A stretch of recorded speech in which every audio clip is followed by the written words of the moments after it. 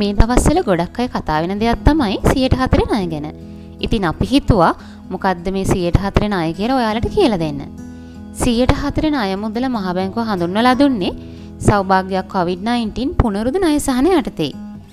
මේ ණය අයදුම් කරන්න පුළුවන් කාලය මේ මාසේ. ඒ කියන්නේ 2020 අගෝස්තු මාසේ 31 දක්වා දීර්ඝ කරලා තියෙනවා.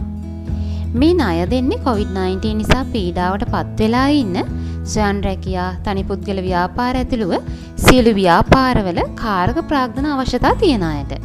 ඒ කියන්නේ ඔයා වැටුපක් ලැබමින් ජොබ් එකක් කරන කෙනෙක් නම් ඔයා මේ 104 ණය මුදල ඉල්ලුම් කරන්න සුදුස්සෙක් වෙන්නේ නැහැ. ඔයාලා දන්නවද 104 ණය වෙනුවෙන් මහා බැංකුව රුපියල් බිලියන 150ක් ඔයාලට දෙන්න සූදානමින් ඉන්නවා කියලා. ඒ මුදලින් තවමත් රුපියල් බිලියන 50ක් ඔයාලා වෙනුවෙන් ඉතිරි වෙලා තියෙනවා. ඉතින් ඔයාටත් මේ 104 ණය ගන්න පුළුවන්ද කියලා අපි දැන් බලමු.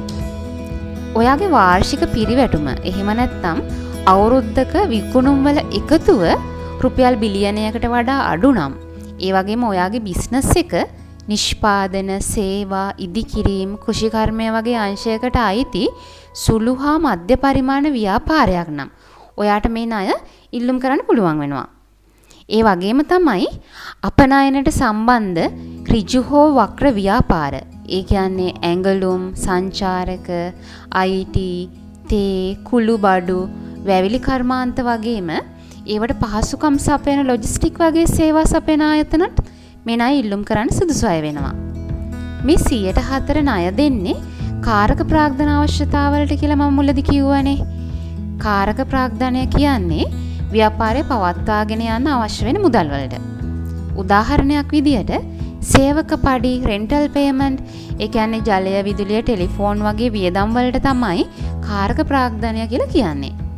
ඔයාගේ බිස්නස් එක මාස 2ක් රන් කරගෙන යන්න ඕන වෙන මුදල් ප්‍රමාණය ගණන් හදලා බලලා ඒ මුදල 104 ණය යටතේ ඉල්ලුම් කරන්න ඔයාලටත් පුළුවන්. හැබැයි එක් ව්‍යාපාරයකට දෙන උපරිම ණය මුදල වෙන්නේ රුපියල් මිලියන 25යි. මේ ණය මුදල ආපසු ගෙවන්න මාස 6ක සහන කාලයකුත් එක්ක මාස 24ක්, ඒ කියන්නේ අවුරුදු 2ක කාලයක් ඔයාලට දීලා තියෙනවා. ඒ වගේම තමයි පුද්ගල ඇපයක් හරි දේපල ඇපයක් හරි ණය ලබා ගන්න වෙලාවට බැංකුවට පෙන්වන්නත් වෙනවා. මම කලින් කියපු විස්තර එක්ක බලලා ඔයත් 104 ණය ගන්න සුදුසුයි නම් මේ මාසේ 31කට කලින්, ඒ කියන්නේ අගෝස්තු මාසේ 31කට කලින් ඔයාගේ ලෝන් ඇප්ලිකේෂන් එක ඔයාගේ බැංකුවට ගිහින් බාර දීලා මේ ණය මුදලක් ඉල්ලුම් කරන්න.